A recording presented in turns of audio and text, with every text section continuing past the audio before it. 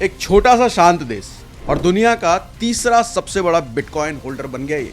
और दुनिया में किसी को भनक भी नहीं लगी। हम बात कर रहे हैं भूटान की, जिसका जीडीपी सिर्फ $3 बिलियन का है और उसका 40% हिस्सा ये बिटकॉइन में इन्वेस्ट करके रखा है इन्होंने। मतलब हजारों करोड़ के बिटकॉइन चुपचाप इन्होंने जमा कर लिए। लेकिन सवाल ये उठता है कि भूटान ने ये सब कैसे कर लिया। दरअसल भूटान ने हाइड्रो पावर का जबरदस्त इस्तेमाल किया है। मतलब नदी के तेज बहाव से सस्ती और साफ बिजली बनाई इन्होंने और उसी से क्रिप्टो माइनिंग शुरू कर दिया इन्होंने। और ऐसे ही यहाँ की सरकार ने गुपचुप तरीके से सालों से हजारों बिटकॉइन जमा कर लिए और अब भूटान बन चुका है दुनिया का तीसरा सबसे बड़ा बिटकॉइन होल्डर। यहाँ पे असली सवाल ये है कि भूटान के पास इतना हाइड्रो पावर आया कहां से, कैसे भैया? तो देखो भैया, भूटान एक पहाड़ी देश है।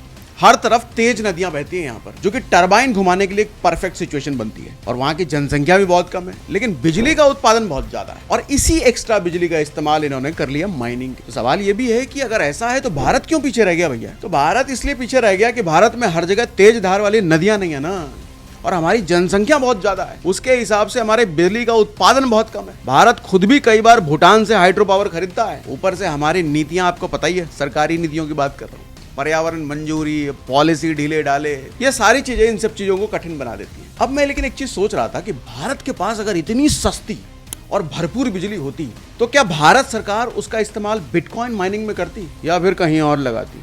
कमेंट में बताइएगा आपको क्या लगता है।